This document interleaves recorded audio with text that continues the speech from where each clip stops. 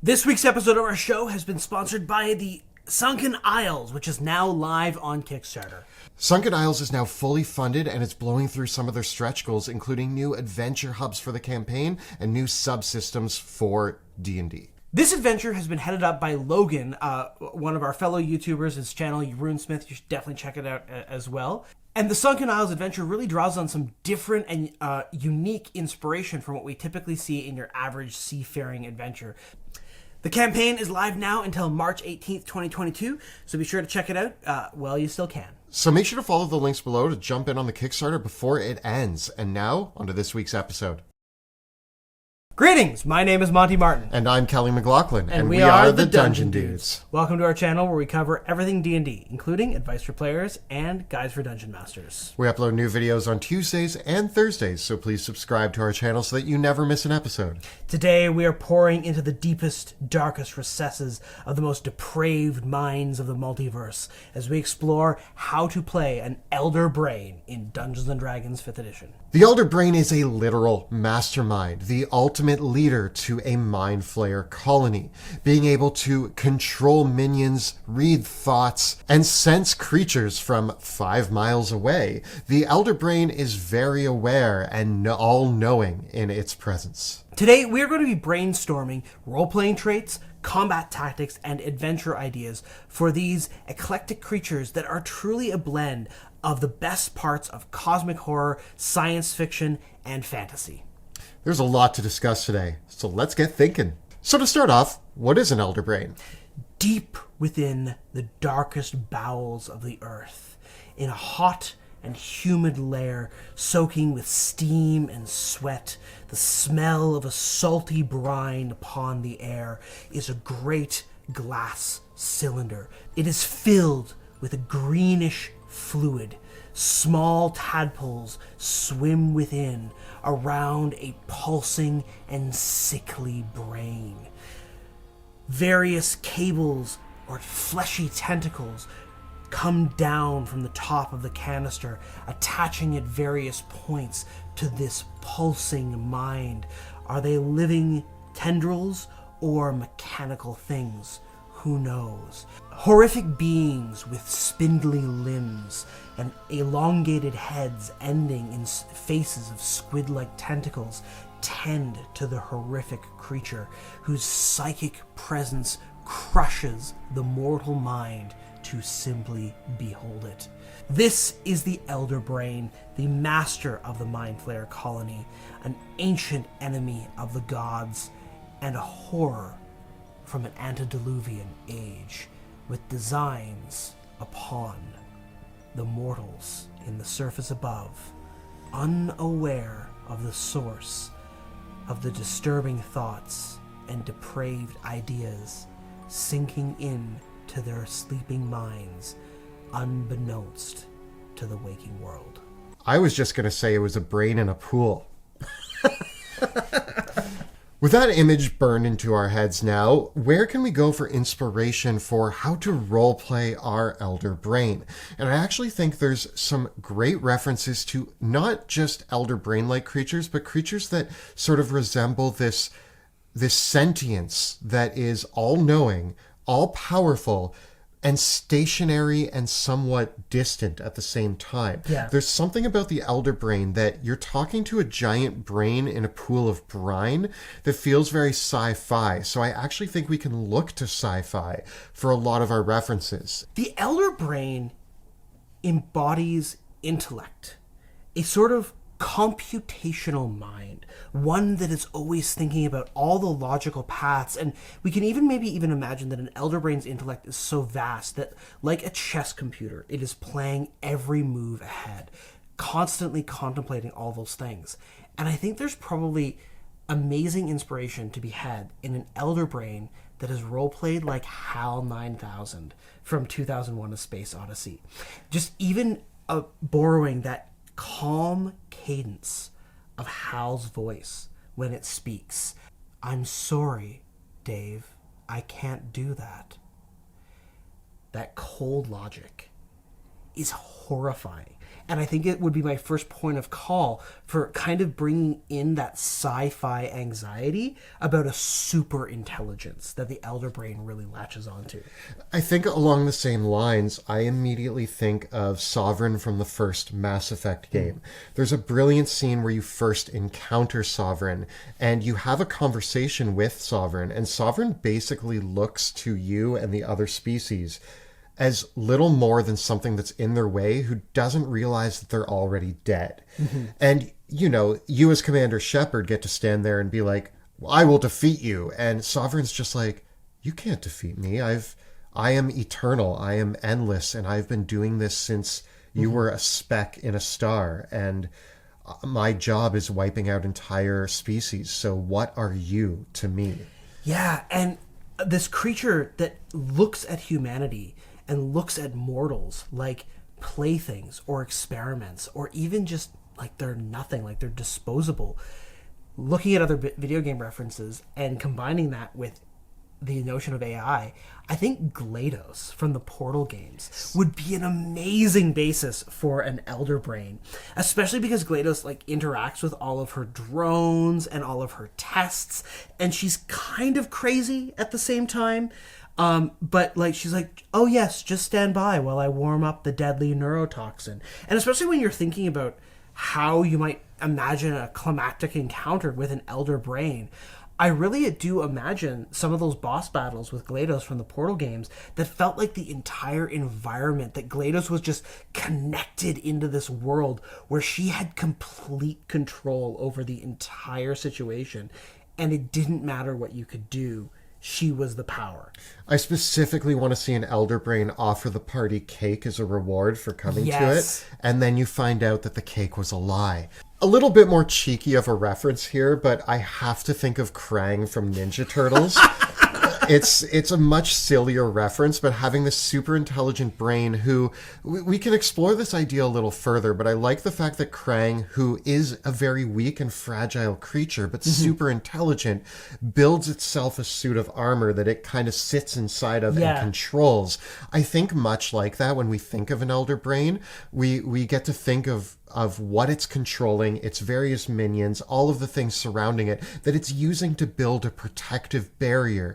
Because the Elder Brain is somewhat fragile, but super intelligent. Now, I think another place that we can go to for two really amazing examples of villains to draw inspiration from for an Elder Brain are both from the Fallout games.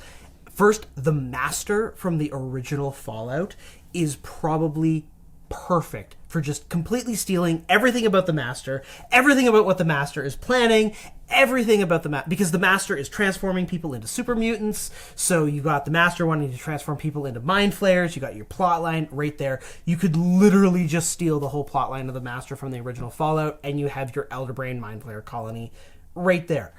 But I also think there's an interesting take on an Elder Brain that could be inspired by Mr. House from Fallout New Vegas, especially because Mr. House presents himself as something that he's not.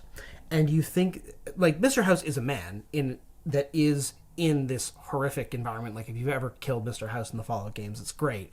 But he presents himself like a man on your level, like an employer that's working with you. And so Mr. House might be a great template for a very deceptive Elder Brain that you don't realize is an Elder Brain until it's too late. The Fallout games, and actually the later the actual expansions for New Vegas, also do have the think tanks and the Robo Brains as well, which are lots of these ideas of like taking a brain in a jar to the next level. And of course, well, the brain in a jar is a different monster from the Elder Brain. I do think that we can borrow ideas from that from science fiction to really bring our master brain to life. I don't think there's anything wrong when we're thinking of themes, tone, and settings to use for an Elder Brain. I don't think there's anything wrong with heavily borrowing from science fiction. It is a science fiction creature. Yeah, and the thing is that these are alien creatures, and if you look at illithids in general, they fly starships that are like really creepy and weird. And I don't see any reason why a party... It's really cool. I love the mixture of fantasy and sci-fi. So characters who are used to slaying dragons and fighting goblins go into an underground layer and find a buried, crashed spaceship. They go in and they find computers and cables and like electronic devices and doors. And when you come to the final room that has the big glass tank with an elder brain inside with all of these maybe mechanical tendrils. Yeah. And like even like computer screens or even a projection of a human that it's using to talk to you, almost like the first Resident Evil movie. Or I just imagine just like the Master, like that resonator that shows like the voice frequencies in front of it when it talks. Yeah. Yeah. I think that there's no reason to triple down on the sci-fi elements and make it a giant brain in a jar on board a big UFO. Yeah, and I think that with that kind of modern thinking, that science fiction thinking, I think that one of the biggest things that science fiction loves doing is it loves bringing in philosophy as well. And another really cool area I think to bring in with the Elder Brain especially is many of the philosophical ideas that were explored in the Matrix.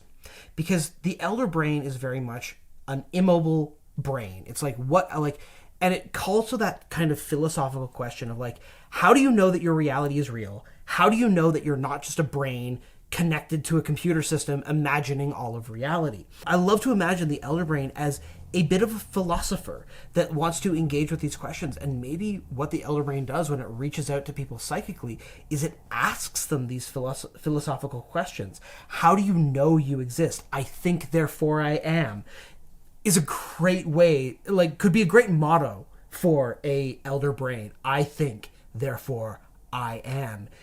And certainly that idea of solipsism, that the Elder Brain is the only being, carries over into that idea that the Elder Brain sees itself as the master of reality. I also think there's a play here where if we also play into that, the Elder Brain might view humanity and the creatures that are living on this plane of existence as far lesser than it. Just playthings. Not only playthings, but the Elder Brain uses humans and humanoids to basically put the offspring to feed on their brains to grow new mind flayers. So what you actually get is that humanity is food, or I even like to think of them as soil that the Elder Brain is planting its creatures into. It sees humanity as nothing more than dirt that it is planting its babies into to grow and flourish on this planet. I think that that's very similar to the way Prometheus depicted the architects. Yeah, there's a crazy idea too of like maybe the mind flayers created humans. And that, like, just borrowing that, like, the Elder Brains are the architects of this universe. They have some sort of grand design. And this actually puts them in opposition to the gods. In some sort of way. I think that this idea that the Elder Brain and Mind Flayers by extension are in some way parasites or literal mind worms. Like you imagine the Mind Flayer tadpole. It is a mind worm. It all embodies this idea of not only a physical invasion of the mind, but the Elder Brain is capable of a psychic invasion of the mind. It can implant its offspring inside your brain, but it can also implant thoughts inside you too. So it's kind of controlling the horizontal and the vertical of this whole equation. And in the midst of that, there's also this idea that the Mind Flayer colony is a bit of a hive mind. The Elder Brain represents a collective memory. It represents an accumulation of knowledge that is pooled together, right? It is the think tank. So there's these ideas of this repository of knowledge that we can also borrow into in role-playing the Elder Brain. I'm going to borrow from Mass Effect again, which is one of my favorite sci-fi franchises. And I'm going to look at the Geth, which are a bit of a hive mind. Mm-hmm. You get the one on your team who calls himself Legion, and they always refer to themselves as we. Yeah. And I think that the Elder Brain and all of the Illithids under its control almost have moments where they speak in unison or refer to themselves as we. And when the Elder Brain specifically speaks to you, it might be through all of the Illithids around it, speaking in unison at you. Yeah. Oh, that's such a cool idea. And especially like having like these collective entities speaking your mind with this resonating chorus, but still in that cold and calculating tone. But I also do think that madness is another key here. And this is where I come back to the Master from Fallout. because the Master had this way of speaking where he would speak in this very cold, mechanical voice, but then he would have spasms where you would get either a completely different voice. There were several male voices, several female voices, these deep, screaming voices. Individual words would get picked out as well. And so it's almost like in the midst of this giant hive consciousness, there's still these individual voices that once in a while scream out because there's still a parasite.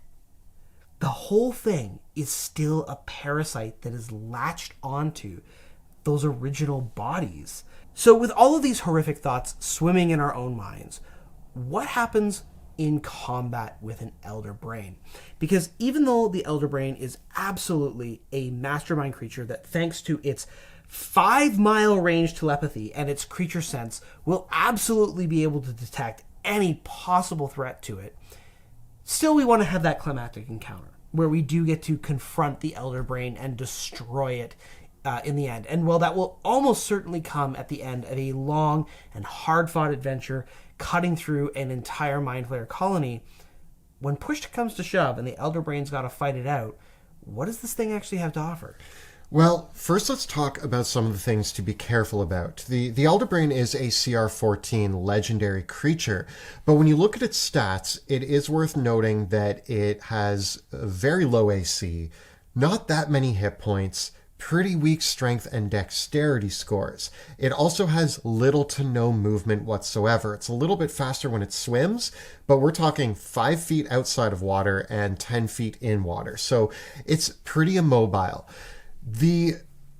This means that we have a relatively squishy and easy to hit target. It is a giant brain. Yeah, it is. Like, this is the equivalent of beating up a nerd. Now, its intelligence, wisdom, and charisma scores are amazing, and it has a lot of abilities that are going to help protect it. It does have magic resistance, and combined with its amazing mental saving throws, that's incredible.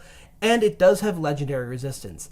However, because it has no dexterity bonus, it's going to really struggle if the spells like Disintegrate and Fireball are even leveraged at it, because it doesn't have any bonus to its saving throws. So even with magic resistance and legendary resistance, it's not great.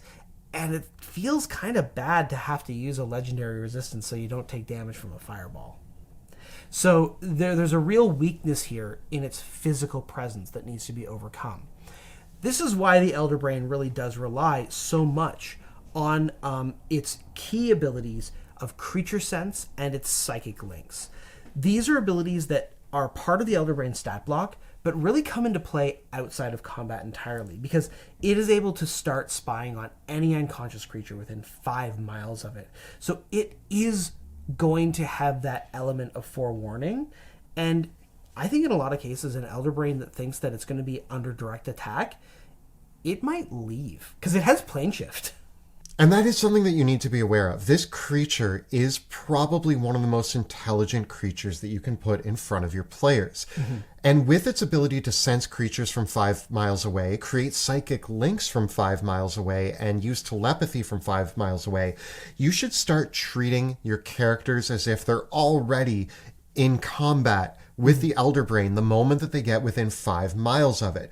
The Elder Brain is creating psychic links with it, infecting their dreams, implanting thoughts, and basically wreaking psychic terror on your party from 5 miles away. And while it's doing this, it's learning about the party, learning what its strengths are, what its weaknesses are. It's going to protect itself. It's going to gather minions around it if it knows the party's coming. The Elder Brain knows that it's weak in certain situations and will do everything in its power to put up barriers against the oncoming party. Now, this is something that I think is another place where Mass Effect can give us some amazing inspiration. I kind of think that with the Elder Brain has some cool combat tricks. It has a nasty tentacle attack. It has Mind Blast. It can make a wall of force around itself with its lair action. But I kind of feel that if the Elder Brain itself is directly attacked, that might be game over for the Elder Brain. Because of all these abilities, this is another place where we could draw inspiration from Mass Effect 2. In Mass Effect 2, there was a mechanic called the Harbinger. This was where you would be fighting the Collectors, and all of a sudden you would get this iconic phrase, assuming direct control. And the Harbinger would appear in the bodies of one of the existing Collectors to fight you. So I love this idea that you could design combat encounters involving the minions of Mind Flayers and maybe even other Mind Flayers. And the Elder Brain assumes direct control over one of their minions. The Elder Brain starts using its psychic link on one of its own minions. And while the Elder Brain's legendary actions only have an actual range of about 120 feet, this is where I might make a little bit of a house rule and allow the Elder Brain to assume direct control and bring its legendary actions into play in a completely different combat encounter. And since we are talking about the minions that the Elder Brain is going to be the puppet master of, what minions should we use? The obvious path here is going to be, we have the entire Illithid army with Mind Flayers, we have Intellect Devourers, and the great thing about Intellect Devourers is that they can infect any other type of creature by taking over their brain. And I think that because we're dealing with Mind Flayers and Intellect Devourers, the Elder Brain knows where its weaknesses are and is going to assume control of some big old meat shields. I think one of the really cool things is that you can actually get that brains with the brawn sort of thing. The Elder Brain, when it's going to be present on the battlefield, it could actually take control of a very weak-minded creature like a hill giant or a troll. And then all of a sudden, thanks to its psychic link, now that normally not very intelligent creature is using the battle tactics and strategies of a super genius. This is a bit of a stretch, but I think there's a famous stretch of comics called Superior Spider-Man, where Doc Ock implants himself into Peter Parker's brain and basically realizes that with all the power that he has as Peter Parker and the brain of Dr. Octopus, he becomes the better version of Spider-Man in his opinion. Yeah, and so we could imagine, any classic brute type monster that the Mind Flayers would use as a minion, and all of a sudden, wouldn't that be such a crazy scene for a group of Mind Flayers and they've got a hill giant with them, and all of a sudden the hill giant is the one giving them the orders. There is also a really fun play here. I'm going to riff on Superior Spider-Man a bit more. Maybe early in your adventure, you meet a heroic NPC who's going looking for this thing. And at the end, the heroic NPC, a great valiant warrior or like a barbarian or paladin, is now embodied by the Elder Brain, and you have to fight this heroic character who now has super intelligence, but heavy armor, a shield, and a sword. I mean, the Elder Brain does have the ability to cast Dominate Person, and in Mordenkainen's Monsters of the Multiverse, they did add Modify Memory to it as well. So it has a lot of tools for bringing in that hero, dominating their mind, and sending them back out as their thrall that they can take control over. I think that beyond, if it does come to the Elder Brain's lair being invaded, I think the best strategy is for the Elder Brain really to use its Wall of Force action to enclose itself, command its minions as best it can, and plane shift out of there if it has to. I really think that having used Elder Brains in combat encounters several times, the irony of the whole thing is that while the Elder Brain is scary and its Mind Blast is scary, it actually isn't terribly impressive on its own, and it really relies on having a bunch of scary minions with it on top of everything else that you have to deal with to be that imposing threat. And in a weird way, that feels appropriate. I do think that the Elder Brain is the type of boss monster that it will use everything it has to expend the resources of the party before they reach it. If a party reaches the Elder Brain and has a couple spell slots left, has used their fighter's action surge, all of their paladin smites, you now have a much different battle on your hands, and the Elder Brain is going to try to do that. But also, if we are thinking about beefing up our Elder Brain, Let's talk about some of the variants that we might use. And I'm going to mention 2 off the bat. Number 1, we've mentioned a few times this super sci-fi Elder Brain. And I think if you put it in an enclosed case of glass that has its own AC and hit points, and you need to break it out of the glass before you can even damage it, and meanwhile it has a bunch of mechanical tendrils and stuff, that's a really cool way to beef it up. And again, with the cheeky reference to Krang from Ninja Turtles, what if the Elder Brain has built itself an iron golem that it is inside of, that it now is fighting you with, and you need to defeat the iron golem first? Love it, love it. The other one that I love that was introduced in Fizzband is the Elder Brain Dragon. Having run the Elder Brain Dragon a couple times, the only thing that disappoints me about it is that the Elder Brain Dragon has some unique abilities, but it loses some of the iconic abilities of both dragons and Elder Brains in the process. It's a weird hybrid monster that somehow the stats in the book are cool, but I would almost want to grab some of the abilities of dragons and Elder Brains and put them back into this stat block, because again, having run it a few times, it's Brine Breath is super scary, but the rest of it is a little bit uninspired. Again, though, I love the idea of like the Elder Brain suiting up either on a dragon or inside an iron golem to sort of get away. I also think it's worth keeping in mind that this is only a CR14 monster, so we're not talking about like the regular CR20 or higher. Yeah. But if we do have a slightly higher level party going up against it, I don't think there's any problem with beefing up its spellcasting. Yeah. And we've gotten a lot of great psychic style intelligence-based spells that we can hand over to this. I think Dissonant Whispers, Mind Whip, Synaptic Static, all of these are really at home, and your party won't even question what an Elder Brain is doing casting these. It's very suiting. Of course, and I think that giving it things like Mass Suggestion or Mental Prison, it has Wall of Force thanks to its layer actions. You could give it Wall of Force innately. I think it should absolutely have Telekinesis, maybe even Mage Hand, and possibly even Force Cage.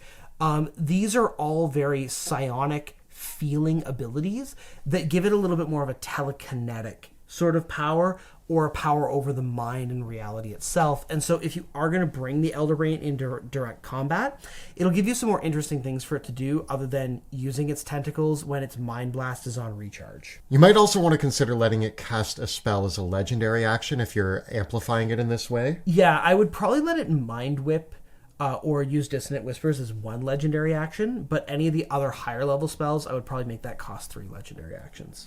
Now, as we move into adventures inspired by our Mind Flayers, Elder Brain, we luckily have a lot to work with at this point, with the inspirations we've drawn and the different ways that the abilities work, especially the Psychic Link, being able to terrorize at a 5-mile distance. Mm-hmm. My immediate adventure idea is to build an underground buried spaceship that has the Elder Brain, the sci-fi Elder Brain in it. But what's happening is this spaceship is buried below a dwarven city. Yeah. And the dwarven city thinks maybe there's a group of clerics in the dwarven city who think that they have reached God.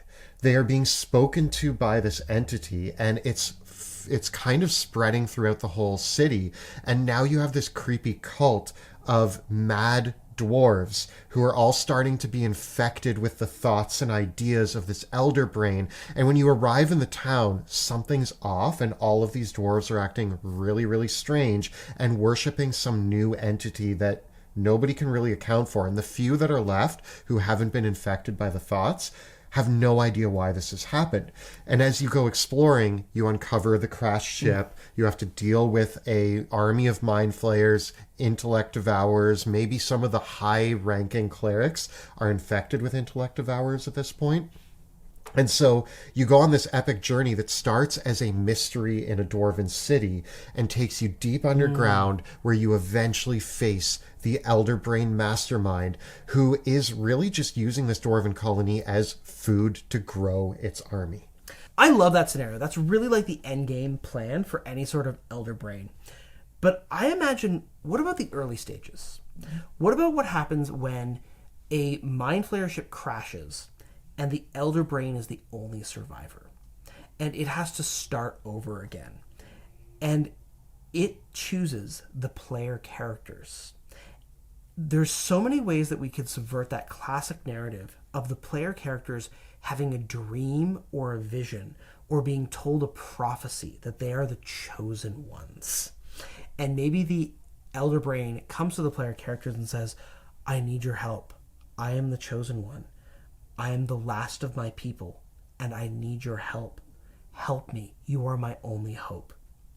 And it plays the puppet master, manipulating the player characters, and it's just trying to build up its resources again. So it's just sending the player characters on really innocuous quests to help it get the things that it needs again, and it conceals itself by using an illusion. Perhaps this Elder Brain is capable of casting spells like project image, but it projects the image of a mage.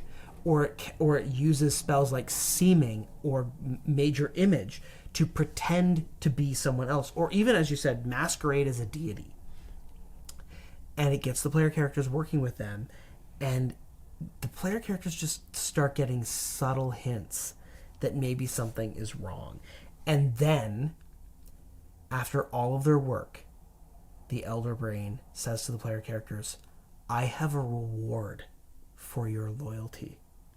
And it presents them each with a vial that has a Mind Flayer tadpole in it. Plot twist. Unless your players are loyal and decide, okay, this is the fate I want. But there's definitely a lot of fun to be had. That's a great way of doing the whole you've been working with the enemy the whole time. Yeah. That actually feels fresh and smart, and like it's using an Elder Brain really well. Because, of course, an Elder Brain does see itself as the chosen one. Yeah. And it is the last of its kind. And Yeah. it needs help. Yeah. And it thinks, oh, you silly little mortals, you do my bidding, and guess what? I'll make you better. I will make you one of my kind. What a treat. Yeah, that's the best thing ever. And one day, you might be like me. They're squishy, they kill each other in wars, they die easily. I'm offering them something better. And an Elder Brain and Mind Flayers, by extension, they might not even perceive the eating of a creature's brain and killing it as that creature dying. They might even have a very complex idea that, like, maybe for an Elder Brain, the notion of, like, the soul doesn't even matter to them. And when they consume the brain of a creature, well, they're consuming its memories. They're consuming its personalities. They're consuming everything that actually mattered about that creature and making it a part of them. That creature's not dead. They just moved the container of memory from one vessel to another to allow the better container to continue.